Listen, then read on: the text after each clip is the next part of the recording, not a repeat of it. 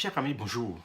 Notre étude portera essentiellement aujourd'hui sur le chapitre 25 du livre de Matthieu, qui parle de la parabole des 10 vierges. Pourquoi devons-nous nous intéresser à la parabole des 10 vierges?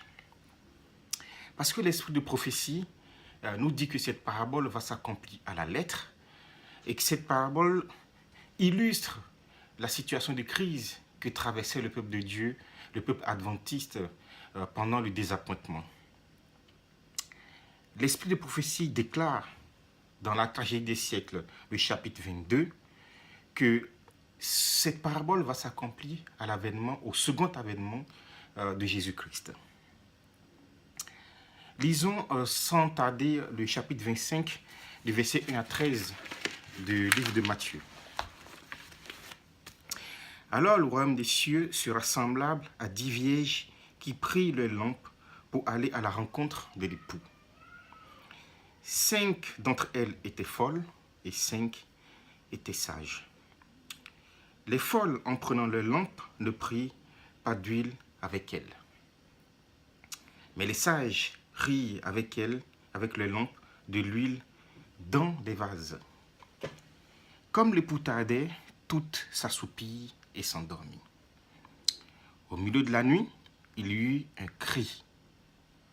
Voici l'époux, sortez à sa rencontre.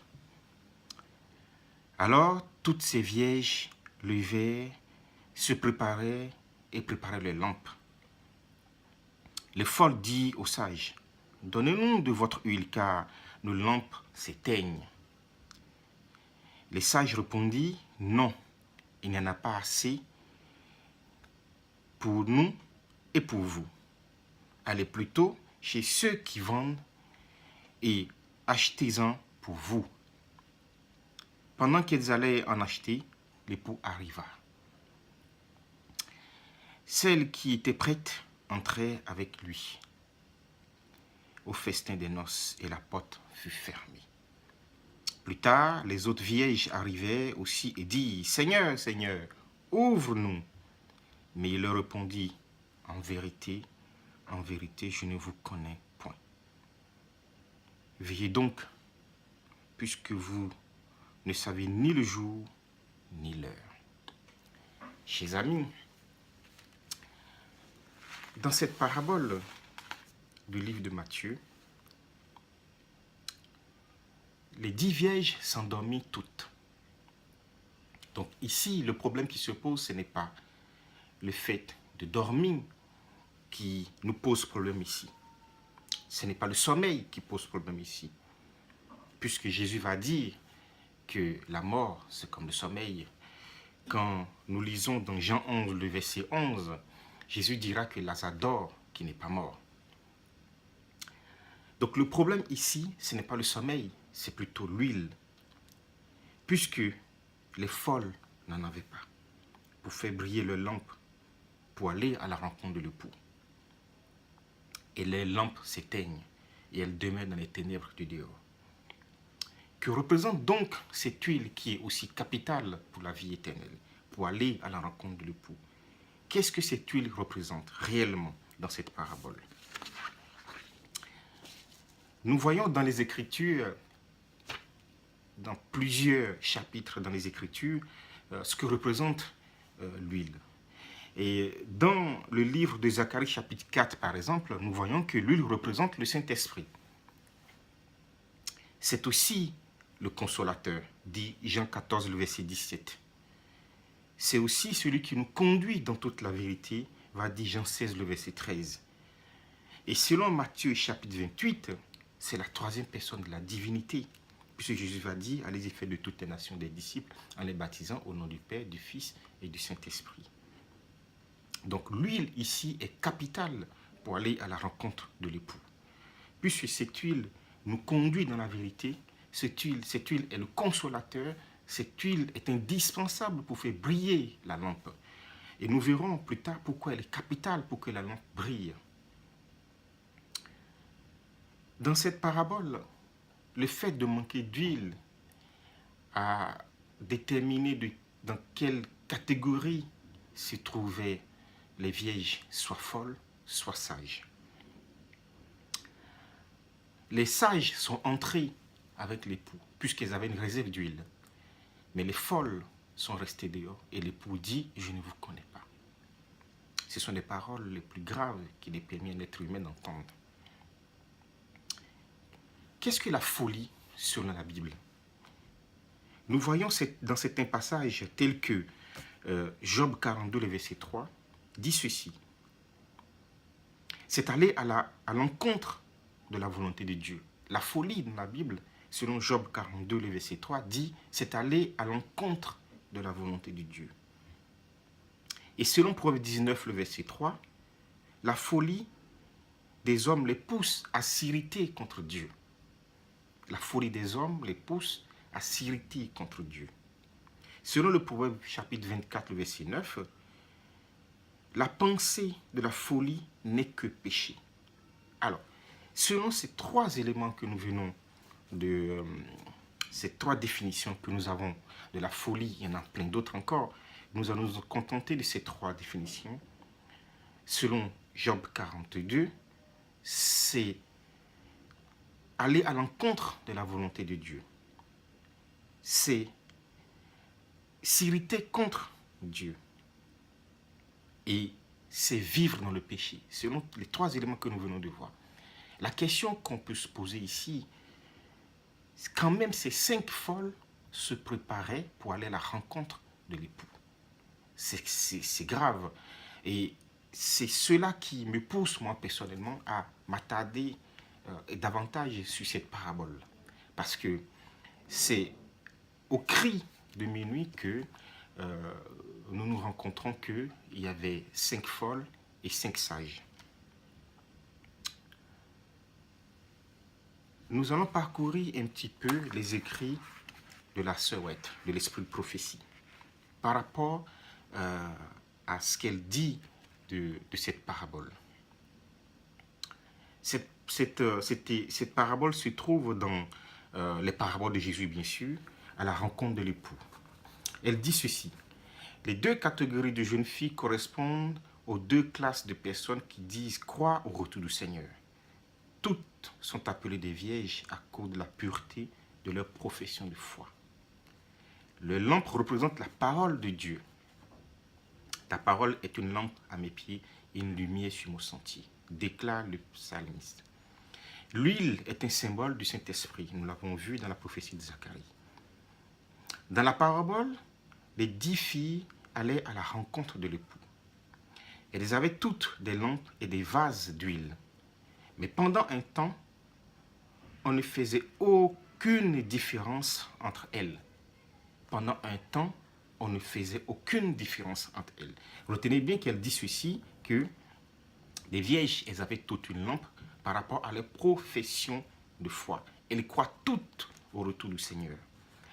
Mais pendant un temps, on ne fait aucune différence. Mais de quelle catégorie de différence? De façon extérieure. On ne fait aucune différence entre elles. Aussi, en est-il de l'Église à la veille du second avènement du Christ?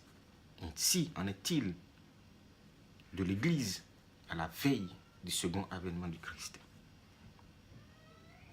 Tous les chrétiens ont la connaissance des Saintes Écritures et tous ont entendu parler de la proximité de la venue du Seigneur et attendent avec confiance son apparition. Mais ce qui s'est produit dans la parabole arrive aussi maintenant. Un délai survint et met à l'épreuve la foi de chacun. Quand retentit le cri « Voici l'époux », allez à sa rencontre, beaucoup ne sont pas prêts. Ils n'ont plus d'huile dans leur vase pour alimenter leur lampe. Ils sont dépourvus du Saint-Esprit. Ils n'ont plus d'huile pour alimenter les lampes, donc ils sont dépourvus du Saint-Esprit. Et sans l'Esprit de Dieu, toute connaissance de la parole est vaine. La théorie de la vérité ne peut vivifier l'âme et sanctifier le cœur si elle ne s'accompagne pas de son influence. La théorie de la vérité ne peut vivifier l'âme si elle n'est pas accompagnée de l'Esprit de Dieu. Nous pouvons connaître les commandements de Dieu et les promesses de la Bible. Si le Saint-Esprit ne fait pas pénétrer la vérité au fond du cœur, notre caractère ne sera pas changé. Nous pouvons connaître toutes les théories de la Bible, les vérités, les prophéties. Nous pouvons savoir les expliquer, même moi qui vous parle. Mais si le Saint-Esprit ne fait pas pénétrer et ne fait pas enraciner la vérité au fond du cœur, mon caractère ne peut pas changer. Et sans son illumination, il est impossible de distinguer la vérité de l'erreur. Sans son illumination, on parle bien du Saint-Esprit, il est impossible de distinguer la vérité de l'erreur. Et l'on succombe inévitablement aux habiles tentations de Satan. Il est impossible, sans le Saint-Esprit, de distinguer la vérité de l'erreur. Puisque dans le livre de Jean, au chapitre 16, le verset 3, Jésus dit ceci. Quand le Consolateur sera venu, l'Esprit de vérité, il vous conduira dans toute la vérité. Au chapitre 14 du même livre, au verset 17, Jésus déclare l'Esprit de vérité que le monde ne peut recevoir parce qu'il ne le voit point et ne le connaît point. L'Esprit de vérité que le monde ne peut recevoir parce qu'il ne le voit point et ne le connaît point. Comment, la question qui revient constamment à mon esprit, comment peut-on prétendre aller à la rencontre de l'époux? Comment peut-on prétendre aller à la rencontre du Seigneur pour son second avènement et être dépourvu du Saint-Esprit? Eh bien, la sœur White, l'esprit de prophétie, déclare ceci. C'est l'état, cette parabole reflète l'état des églises qui attendent le retour du Seigneur pour son second avènement. 5 folles et 5 sages. Ces 5 folles sont dépourvues de l'esprit. Et nous allons essayer d'approfondir encore cette parabole pour comprendre que cette parabole ne parle pas des gens du monde, ne parle pas des gens qui ne connaissent pas Jésus-Christ, ne parle pas des gens qui sont athées. Cette parabole parle des soi-disant chrétiens. Et je suis chrétien adventiste qui professe connaître la vérité, avoir la vérité et proclamer cette vérité au monde qui attend et qui a soif de la vérité également, de la connaissance de l'évangile. Cette parabole ne parle pas des gens du monde. Cette parabole parle de l'Église qui professe attendre le retour du Seigneur. De façon extérieure, ces 10 vierges n'ont aucune différence jusqu'à ce que on crie « Voici l'époux ». Et là, on se rend compte que 5 sont folles et 5 étaient sages. Les folles étaient dépourvues de l'esprit. Comment peut-on prétendre aller à la rencontre de son sauveur et ne pas prendre le minimum de l'élément qui nous est indispensable pour distinguer, comme elle dit l'esprit de prophétie, la vérité de l'erreur? Et elle dit ceci: si l'on ne distingue pas la vérité de l'erreur, on succombe inévitablement aux habiles tentations de Satan. La prochaine phase de notre étude, les prochaines phases de notre étude seront d'étudier comment est-ce possible qu'on peut prétendre aller à la rencontre de l'époux et être complètement dépourvu de l'esprit. Cela se fait de façon habile. Dieu ne force personne. Tout est une question de choix. Mais nos différents choix au quotidien déterminent dans quel camp nous nous trouvons. Parce que les folles ne sont pas devenues folles du jour au lendemain. C'est les choix, les différents choix qu'elles ont faits au quotidien qui a été pour eux soit du côté du bien, soit du côté du mal. Mais de façon extérieure, aucune différence. Alors faisons attention, chers frères et sœurs, nous qui professons attendre avec impatience le retour du Seigneur, dans quel état nous sommes, dans quelle situation nous sommes. Examinons notre cœur avec l'aide du Saint-Esprit, puisque la Bible dit de cet esprit qui est la troisième personne de la divinité, qu'il convainc de péché, de justice et de jugement. Alors, chacun doit faire son état de conscience.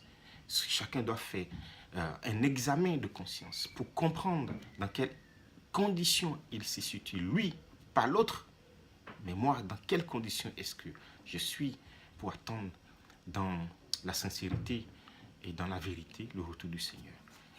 À bientôt. Alors, toujours dans la parabole des 10 vierges et dans l'esprit de prophétie continue dans cette déclaration. Les personnes figurées par les vierges folles ne sont pas des hypocrites. Elles respectent la vérité. Elles ont soutenu ses droits. Elles aiment la compagnie des croyants, mais elles ne se sont pas abandonnées à l'action de l'esprit. Écoutez bien, elles ne sont pas hypocrites. Elles respectent la vérité. Ta parole est la vérité, dit Jésus dans les Écritures. Elles ont soutenu ses droits. Alors, ça voudrait dire que c'est des gens qui sont qui défendent, on croit, la sainte doctrine, mais on comprendra que c'est juste d'apparence. Elles aiment la compagnie des croyants.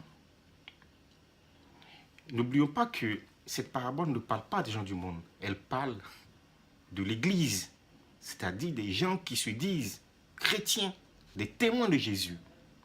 Et donc, elle déclare qu'elles aiment la compagnie des croyants, mais elles ne se sont pas abandonnées à l'action de l'esprit. Elles n'ont pas brisé leur nature sur le rocher, c'est-à-dire Jésus-Christ. C'est-à-dire qu'elles continuent encore à traîner le vieil homme. Elles sont également représentées par le terrain pierreux dans la parabole du semeur. Elles reçoivent avec empressement la parole de Dieu, mais sans en assimiler les principes, c'est-à-dire la doctrine du ciel, si bien que son influence n'est pas durable. L'esprit n'agit pas sur le cœur de l'homme pour le faire naître. L'esprit, n'agit sur le cœur de l'homme que pour le faire naître de nouveau. Et dans la mesure où cet homme le désire, l'esprit n'agit sur le cœur de l'homme que pour le faire naître de nouveau. Mais cela dépend du choix de cette personne. Mais ceux qui symbolisent les vierges folles se sont contentés d'une expérience superficielle. Elles n'ont pas connu Dieu véritablement. Ils ne se sont pas appliqués à sonder son caractère. Ils n'ont pas entretenu de communion avec le Seigneur. Voilà pourquoi ils ne savent comment faire pour croire et pour vivre leur foi. Le culte n'est plus qu'un tissu de rites formalistes. Écoutez bien, le culte n'est plus qu'un tissu de rites formalistes.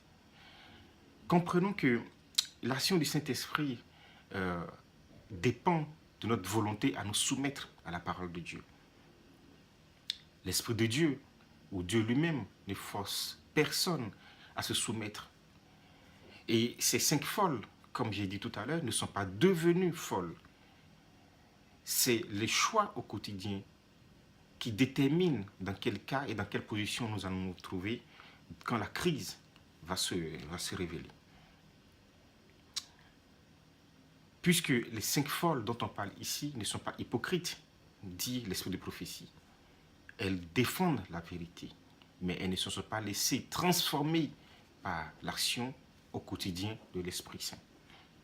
Comment voulons-nous aller au ciel si le Saint-Esprit ne transforme pas profondément notre caractère pour que nous puissions naître de nouveau, la nouvelle naissance.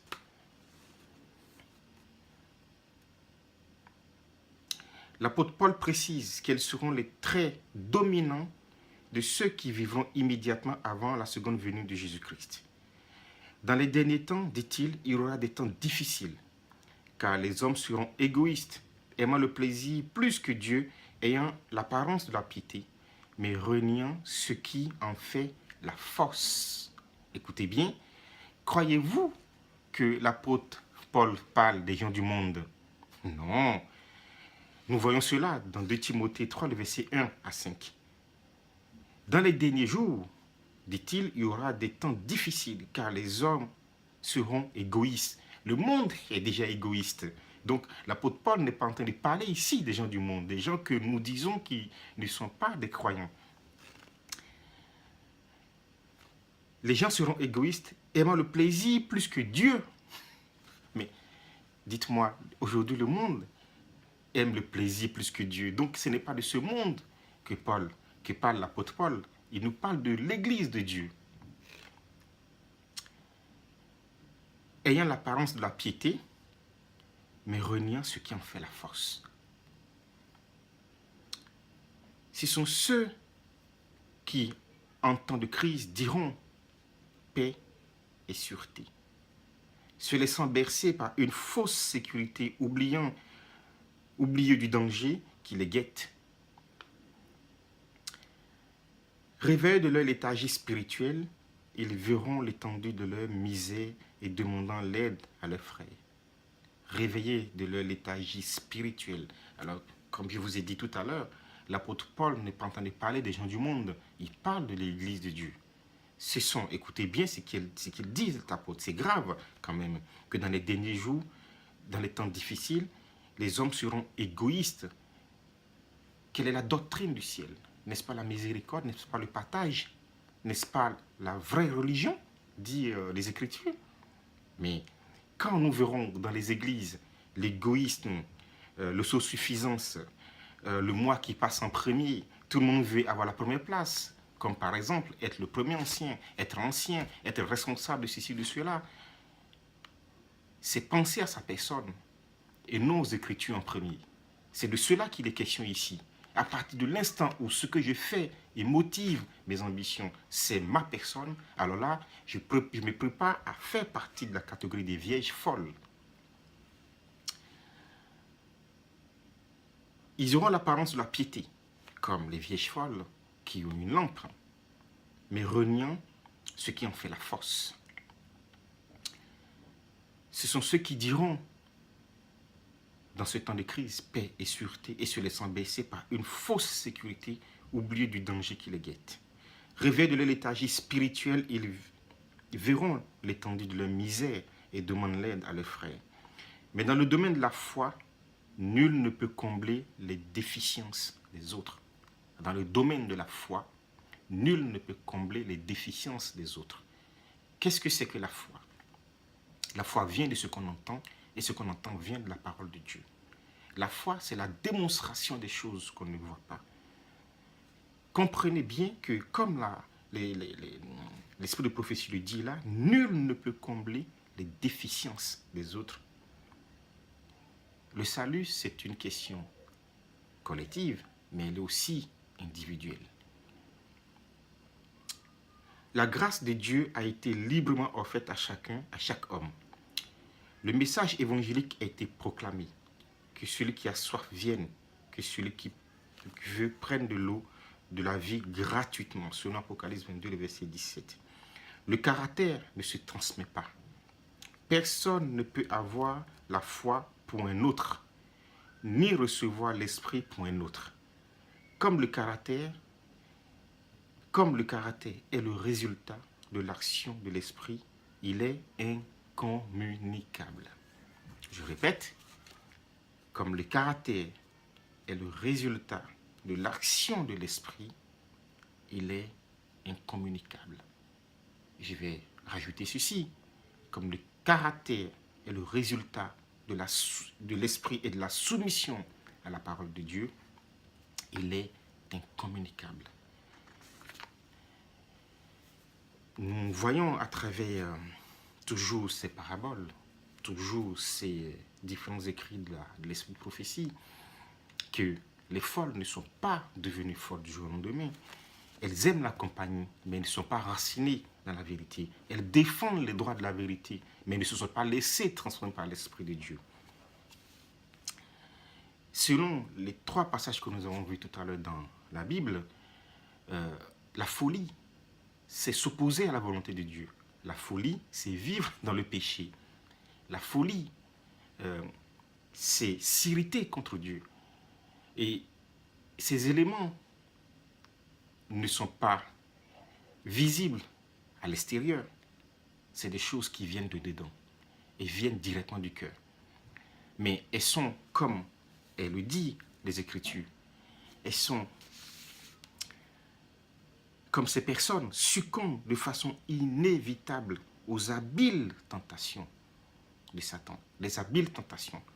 Habiles tentations, ce n'est pas, Satan ne vient pas du jour au lendemain pour dire, voilà, un péché, vas-y, fais-le. Non, tout arrive de façon progressive. Et ces personnes, ces folles, comme nous avons vu quelques définitions de la folie selon la Bible, ne sont pas devenues folles du jour au lendemain, comme nous avons vu, d'après les différents passages. Elles aiment de l'apparence extérieure, elles aiment la compagnie des gens qui soutiennent le droit, elles défendent la vérité, elles ont une lampe qui est la parole de Dieu. Mais malheureusement, le dedans n'est pas clean. C'est rempli de malice et de vice. Et comme l'Esprit de prophétie le dit, le caractère est une action, est le résultat de l'action du Saint-Esprit au quotidien. Il est incommunicable. Je ne peux pas vous communiquer mon caractère. Nous avons plusieurs exemples dans la Bible. Job, qui était un homme intègre et droit selon Dieu, faisait des sacrifices pour demander le pardon au cas où ses enfants auraient commis un péché. Mais nous voyons dans le livre de Job à la fin qu'il dit que ce sont ses yeux qui verront Dieu et non le souhait d'un autre. Job n'a pas dit ce sont mes yeux et les yeux de mes enfants qui verront Dieu. Dans le plan du salut, concernant mon salut, certes, il y a une action collective, l'action du groupe, mais c'est une question aussi individuelle. C'est ma relation personnelle, c'est entre Dieu et moi. Qu'est-ce que j'en fais au quotidien? Elle dit ceci, le caractère se révèle dans les heures cruciales. Quand à minuit le cri se fit entendre, voici l'époux allait à sa rencontre, et que les vierges furent tirées de leur sommeil, on vit alors lesquelles s'étaient préparées. Toutes furent prises à l'improviste. Toutes furent prises à l'improviste. Mais les sages étaient en mesure de faire face à toute éventualité, tandis que les folles n'avaient rien prévu. Aujourd'hui également, une catastrophe soudaine et inattendue, mettant l'âme face à face avec la mort, montrera si notre foi dans les promesses divines est réelle ou non. Si notre âme est soutenue ou non par l'Esprit de Dieu. Le grand test aura lieu à la fin des temps de grâce, au moment où il sera trop tard pour se préparer et subvenir à ses besoins spirituels. Le grand test aura lieu à la fin du temps de grâce. Jésus-Christ est dans le lieu très saint actuellement et il intercède pour nous. Mais quand il sortira de ce lieu très saint, comme nous dit le livre de Daniel chapitre 12, quand Michael se lèvera, ce sera un temps de déteste tel qu'il n'y en a jamais eu depuis que les nations existent. C'est de ce temps-là que l'Esprit de prophétie nous parle ici. Ce sera trop tard pour se préparer. Pour combler nos carences et nos besoins spirituels. À ce moment-là, il sera trop tard de s'enraciner dans la parole de Dieu. Si je ne suis pas enraciné, si cette parole de vie ne prend pas racine dans mon cœur, il sera trop tard quand Michael se lèvera. Les 10 vieilles veillent au crépuscule de l'histoire de ce monde. Toutes se disent chrétiennes. Toutes ont reçu un appel, un nom et une lampe, et toutes prétendent être au service du Seigneur. Écoutez bien ceci encore. Toutes se disent chrétiennes et toutes ont reçu un appel, un nom, une lampe, et toutes prétendent être au service du Seigneur. Je vous ai dit tout à l'heure, ce n'est pas du genre du monde qu'il s'agit là, c'est de l'Église de Dieu à la fin des temps. Chacune semble attendre l'apparition du Christ, mais 5 ne sont pas prêtes. 5 seront surprises et désolées quand elles se trouveront exclues de la salle de noces. Elles ont reçu un appel, elles ont reçu un nom, et elles ont reçu une lampe. écoutez bien, c'est ça qui m'interpelle moi.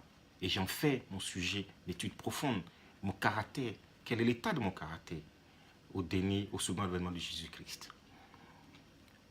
Nous prétendons tous avoir reçu un appel de Dieu. La preuve, c'est que je suis en train de vous parler à travers une vidéo. Parce que le Seigneur m'appelle à partager ces études, ces méditations que j'ai faites au quotidien. Elle dit ceci, elles ont reçu un nom. Recevons un nom dans la parole de Dieu, ça veut dire qu'être mis à part. Elles ont reçu une lampe. La lampe, c'est la parole de Dieu, qui éclaire le chemin et qui amène droit à la maison de l'époux. Et toutes ici prétendent attendre le retour du Seigneur, comme vous et moi aujourd'hui, nous attendons le retour du Seigneur. Sinon, nous n'allons pas nous attarder à faire des études, à rechercher dans la parole de Dieu quelle est la vérité, afin de discerner l'erreur et les attaques du malin. Mais comme elle dit, 5 ne sont pas prêtes, elles sont folles. Et elles seront désolées. 5, la moitié. Cette parabole, ce n'est pas une plaisanterie de Jésus-Christ, c'est une réalité. Malheureusement, dans la parole de Dieu, quand Jésus dit quelque chose, c'est une réalité. Pas parce que Jésus veut que 5 soient folles, mais c'est la réalité de l'état de notre vie spirituelle. C'est la réalité de l'état de ceux qui se prétendent attendre le retour du Seigneur. Est-ce que le cœur que nous avons là a été circoncis par l'Esprit de Dieu comme a demandé Moïse?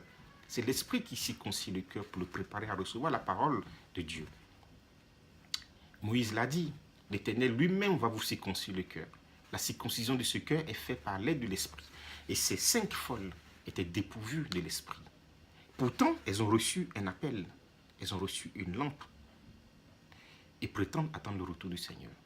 Pourtant, la préparation et l'enracinement dans cette vérité fait défaut.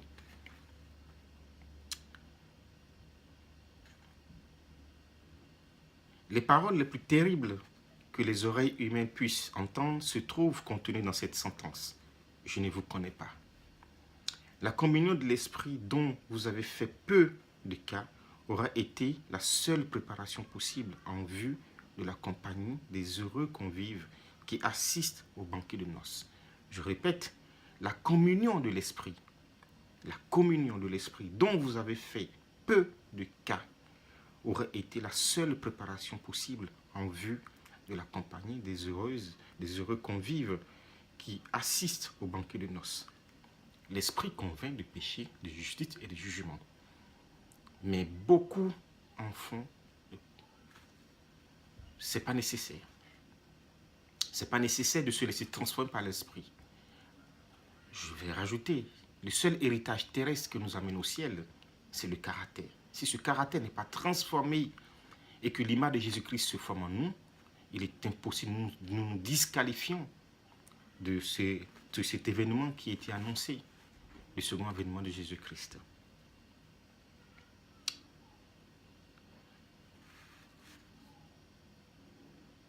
Le réveil occasionné par le cri « Voici l'époux » ne suffira pas pour nous préparer à la rencontre du Seigneur. Il sera trop tard. À ce moment-là, pour aller remplir de lampes vides. Le réveil occasionné par le cri « Voici l'époux » ne suffira pas pour nous préparer à la rencontre du Seigneur.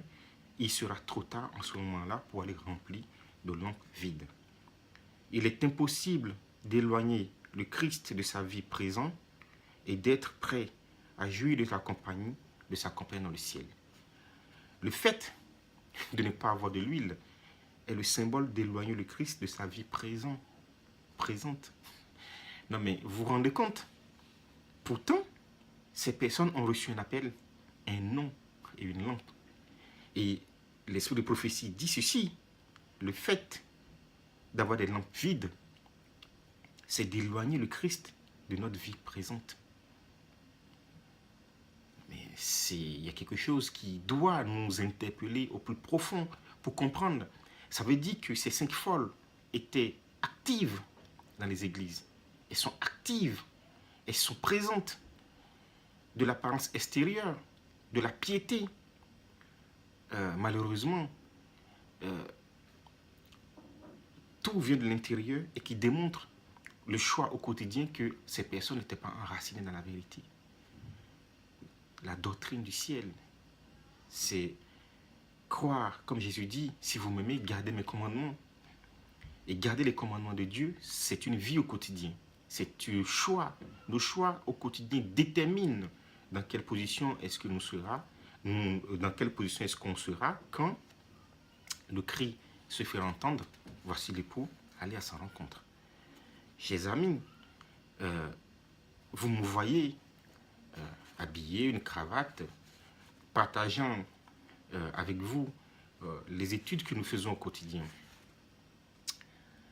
Mais il est plus important de préparer notre cœur.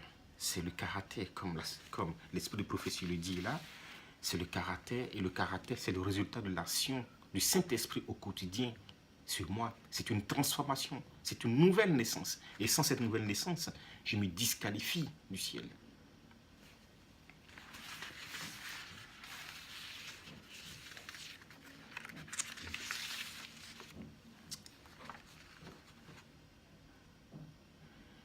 Notons que dans la parabole, les vieilles sages avaient de l'huile dans le vase. Outre celles qui se trouvaient dans le lampe, elles avaient de l'huile dans le vase. Ces lampes purent brûler sans que la flamme baisse pendant toute cette nuit de veille. Elles contribuaient à augmenter l'éclat de l'illumination en honneur de l'époux et éclairaient la route qui conduisait à sa maison. C'est ainsi que les disciples de Jésus-Christ doivent briller dans les ténèbres du monde. Grâce au Saint-Esprit, la parole de Dieu est une lumière quand elle devient une puissance transformatrice dans la vie de celui qui la reçoit. Les sages avaient, en plus de la lumière, en plus de l'huile dans la lampe, elles avaient encore une réserve dans les vases. Et elle dit ceci, elle contribuait à augmenter l'éclat de l'illumination en honneur de l'époux. Pendant qu'elle dormait, la lampe continuait à briller pour montrer le chemin qui conduisait à la maison de l'époux. Pendant que les sages avec les folles dormaient, la lampe des folles continuait à briller pour montrer le chemin qui conduisait à la maison de l'époux. Tout à l'heure, je vous ai dit que la mort, c'est un sommeil. Eh bien, cette citation prouve que même les serviteurs de Dieu qui sont morts, qui se sont endormis dans le Seigneur, leur œuvre continue à montrer le chemin qui mène à la maison de l'époux. Nous avons l'exemple du prophète Daniel, par exemple, qui est un bien-aimé du Seigneur, et l'ange lui dit, tu te coucheras et tu te réveilleras pour ton héritage. Et Daniel a compris qu'il va s'endormir dans le Seigneur. Et aujourd'hui, les prophéties de Daniel continuent de nous instruire. Et c'est l'une des plus grandes prophéties avec l'Apocalypse qui nous prépare pour le second avènement de Jésus. Donc le prophète Daniel, même endormi, sa lampe continue de briller pour montrer le chemin qui mène à la maison de l'époux. Et grâce au Saint-Esprit, la parole de Dieu est une lumière quand elle devient une puissance transformatrice dans la vie de celle qui la reçoit. C'est une lumière quand elle devient une puissance transformatrice dans la vie de celle qui la reçoit. L'arrivée de l'époux a lieu à minuit, à l'heure la plus sombre. De même, le retour de Jésus-Christ se produira dans la période la plus critique de l'histoire de cette planète. Le temps de Noé et de Lot illustre bien la situation du monde avant l'apparition du Fils de l'homme. Les Écritures nous disent à ce sujet que Satan opérera puissamment avec toute la séduction de l'iniquité, Son action se manifeste par les ténèbres de plus en plus épaisses, par les erreurs, les hérésies et les tromperies sans nombre en ces derniers jours.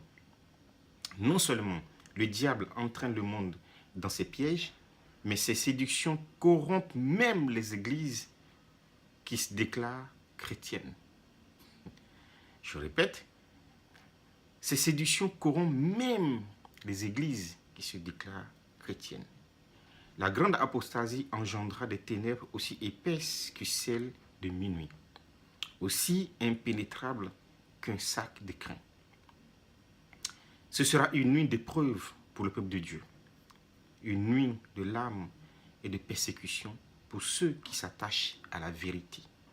Néanmoins, la lumière divine aura raison de ces ténèbres. Ce sera une nuit d'épreuve pour ceux qui s'attachent à la vérité. Ce sera une nuit d'épreuve pour toute personne qui s'attache à vivre selon la doctrine du ciel, selon les paroles de Dieu. Là, on parle des églises, on ne parle pas du monde. Là. Pour toutes ces personnes, ce sera une nuit d'épreuve. Qu'est-ce que ça voudrait dire? Cette nuit d'épreuve dont on parle ici, cette persécution dont on parle ici n'est pas une persécution qui commence dans le monde, elle commence dans la maison du Seigneur. Puisque ceux qui délaissent la vérité ou qui ont l'apparence de la piété, mais qui renient ceux qui en fait la force, ce sont les premiers qui vont persécuter ceux qui s'attachent à la sainte doctrine.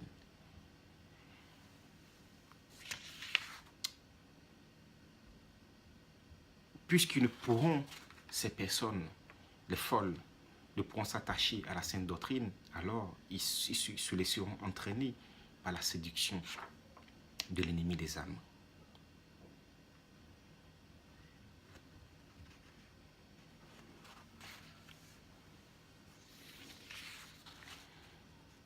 Ceux qui attendent l'arrivée de l'époux doivent dire au monde, voici votre Dieu. Les derniers rayons de la lumière de la grâce, le dernier message de miséricorde qu'il faut porter à l'humanité, c'est une révélation de son amour. Je répète, le dernier message de miséricorde qu'il faut porter à l'humanité, c'est une révélation de l'amour de Dieu. Les enfants de Dieu sont appelés à manifester sa gloire. Dans leur vie et dans leur caractère, ils ont à témoigner de ce que la grâce de Dieu a fait pour eux. Dans leur vie et dans leur caractère, ils ont à témoigner au monde ce que la grâce de Dieu a fait pour eux. La lumière du soleil de justice doit produire des paroles de vérité et des œuvres de sainteté. La lumière du soleil de justice qui est Christ doit produire des paroles de vérité et des œuvres de sainteté. La lumière est une bénédiction universelle qui répand ses trésors sur un monde ingrat, impie et privé de sens moral.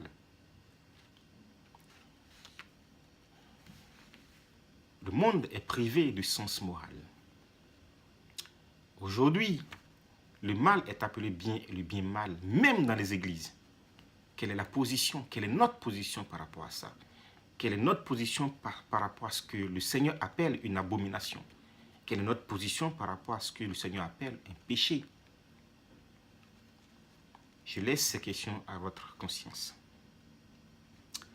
Chaque âme a le privilège de devenir un instrument par lequel Dieu transmet au monde les trésors de sa grâce, les richesses insondables de Christ. Chaque âme a le privilège de devenir un instrument par lequel Dieu transmet au monde les trésors de sa grâce, les richesses insondables de Christ. Jésus désire par-dessus tout des serviteurs qui révèlent son caractère et soient imprégnés de son esprit. Écoutez-moi bien, Jésus désire par-dessus tout des serviteurs qui révèlent son caractère et soient imprégnés de son esprit. L'Esprit du Seigneur ne réside pas dans un cœur insensible à la parole de Dieu, dur, comme le cœur de Pharaon. L'Esprit de Dieu ne peut résider dans un cœur qui va à l'encontre de la volonté de Dieu. Selon la Bible, par rapport à la définition de la folie, l'Esprit de Dieu ne peut résider sur un cœur qui vit dans le péché, selon toujours la parole de Dieu. La folie, c'est vivre dans le péché, puisqu'il dit leur pensée n'est que péché. La folie, quelqu'un qui est fou, ses pensées, selon la Bible, ses pensées ne sont que péché. Aujourd'hui, nous entendons qu'on ne peut pas vivre sans péché. Mais Jésus-Christ a démontré le contraire. Il était homme, comme vous et moi. Il était soumis à Dieu et respectait la parole de Dieu en tout point. Il a démontré par sa vie que nous pouvons vivre sans péché si nous sommes soumis à l'Esprit de Dieu. Malheureusement, ces folles n'étaient pas soumises à l'Esprit de Dieu, où l'Esprit ne pouvait pas résider en elles du fait qu'elles sont déjà en train, par rapport à leurs décisions au quotidien, ne se soumettaient pas à l'action du Saint-Esprit. Remarquez que dans ces citations, le caractère revient à plusieurs reprises. Le caractère revient à plusieurs reprises. Et le caractère, comme je vous ai dit tout à l'heure, c'est le seul héritage terrestre que nous allons ramener au ciel. Si nous ne laissons pas le Saint-Esprit opérer des changements radicaux dans nos vies et que nous naissons de nouveau, il est impossible que nos lampes et que nous soyons prêts pour aller à la rencontre de l'époux. Puisqu'elle dit, Jésus désire par-dessus tout des serviteurs qui révèlent son caractère et soient imprégnés de son esprit. L'amour du Sauveur manifesté par les êtres humains, voilà le plus grand besoin de l'humanité. Le ciel entier attend notre collaboration pour répandre l'huile sainte qui sera un sujet de joie et de bénédiction parmi les hommes. Jésus a tout préparé pour que son Église soit transformée à son image.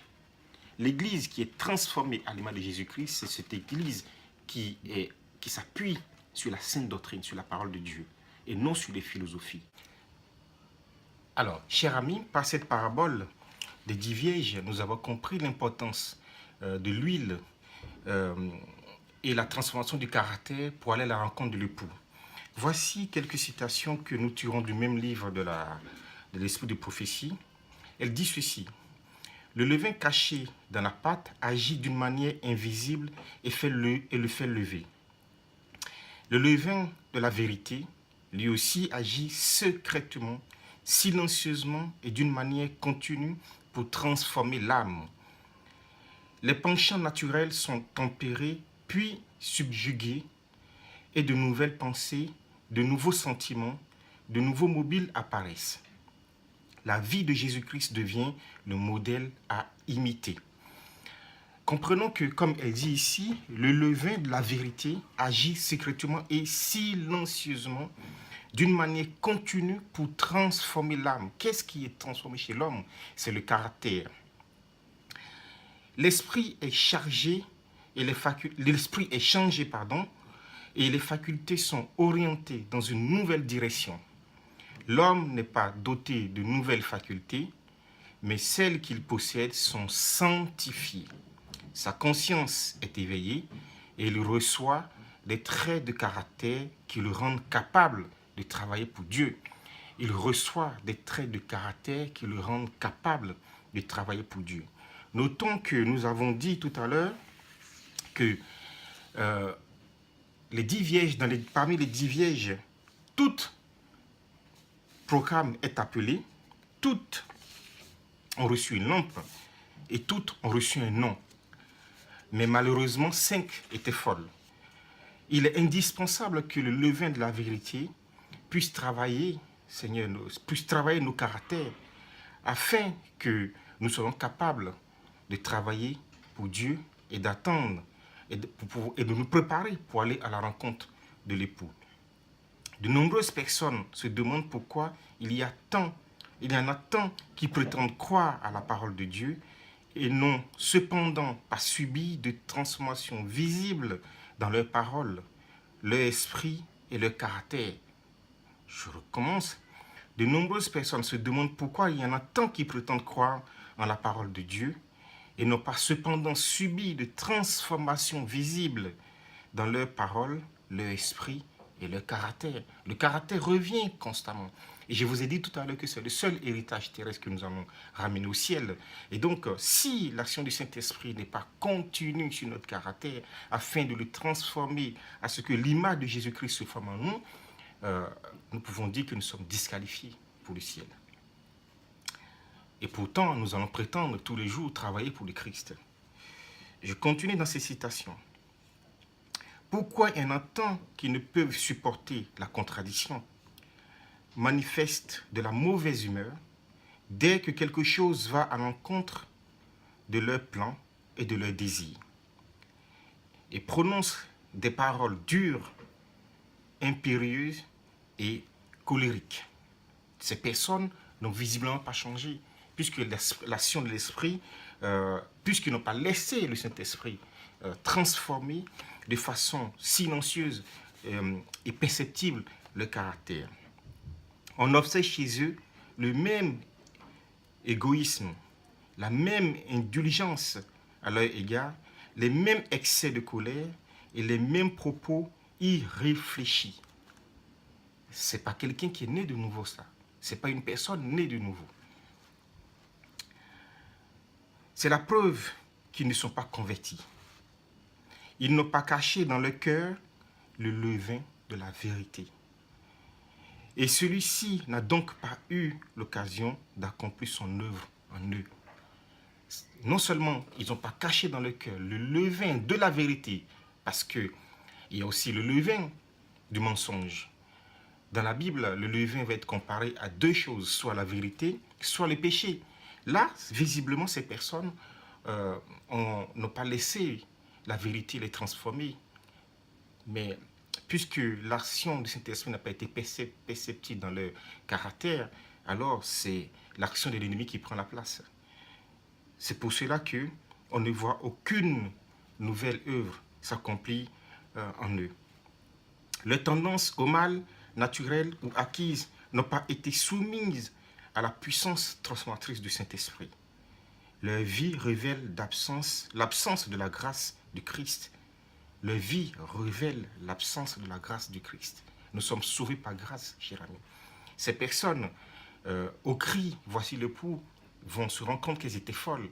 Mais comme je vous ai dit tout à l'heure, la folie ne s'est pas révélée, n'a pas été l'œuvre d'un instant. Ça a été les choix au quotidien qui a orienté leur tendance de vie et qui a fait qu'on se rend compte que ces personnes, au lieu de se laisser, au lieu de se soumettre à l'action du Saint-Esprit, vont garder le vieil homme et ne vont pas être transformés pour pouvoir se préparer à la rencontre de l'époux. Leur vie révèle l'absence de la grâce du Christ et leur incrédulité à l'égard de cette puissance qui peut changer le caractère. Le caractère revient constamment.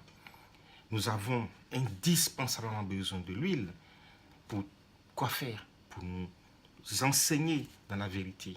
Et qu'il faut que ces enseignements prennent racine dans nos cœurs pour porter du fruit et du bon fruit pour la vie éternelle. Si nous mettons l'action de l'esprit de côté, nous nous disqualifions sans le savoir, et oui, je dis sans le savoir, pour le ciel. Et comme l'esprit de prophétie le dit, ce sont les paroles les plus dures qui les permet à un être humain d'entendre, que Jésus dit « Je ne te connais pas ». Alors que ces personnes vont se réclamer d'avoir fait des miracles, d'avoir prononcé des paroles prophétiques, d'avoir guéri, d'avoir fait plein de bonnes œuvres. Oui, mais le caractère est resté inchangé.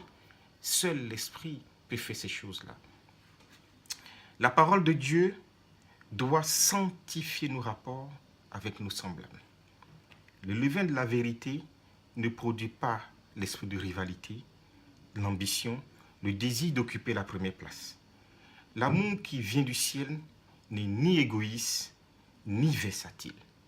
Je répète, la parole de Dieu doit sanctifier nos rapports avec nos semblables. Sanctifier. Le levain de la vérité ne produit pas l'esprit de rivalité, l'ambition, le désir d'occuper la première place. Qu'est-ce que nous voyons aujourd'hui? Comme je l'ai dit tout à l'heure, c'est le « je suis » qui revient constamment. C'est le je veux paraître, je veux être. C'est ce que nous souhaitons souvent. Nous aimons occuper la première place.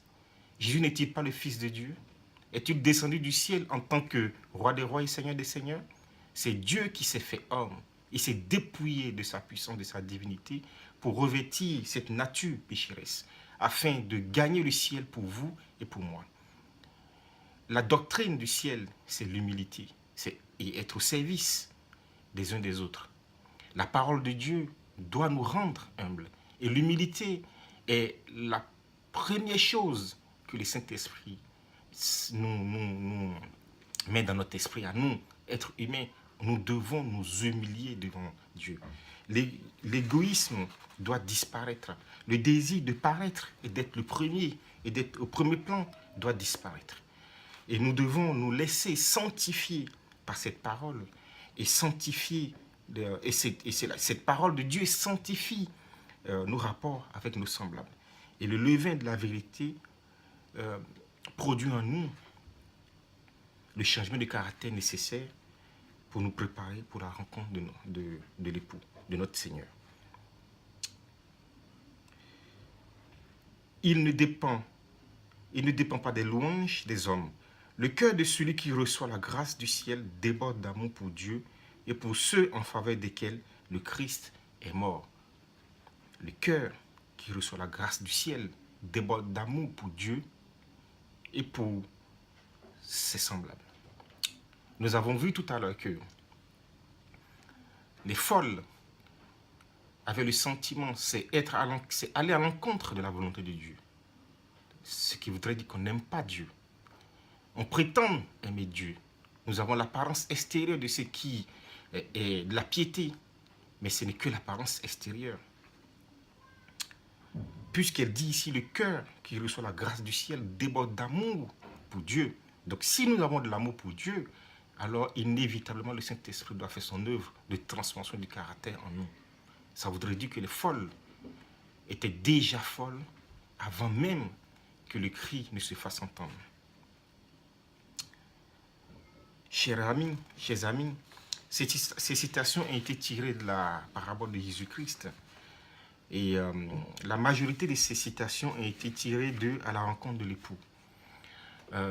Notre adjectif, et nous comprenons ici qu'il est indispensable que nous disons que nous nous préparons à la rencontre du Seigneur et que notre caractère reste inchangé. Jésus dit, c'est à leurs fruits que vous les reconnaîtrez. Le fruit, ce sont nos actions. Et nos actions est le résultat de l'action du Saint-Esprit en chacun de nous. Quelle est ma motivation? Quelles sont nos motivations? Suis-je resté le même homme depuis mon baptême? Ou chez moi, mais semblable, les autres peuvent voir à travers mon comportement, ma réaction, ma façon d'être, un changement dans la bonne direction et non dans la mauvaise.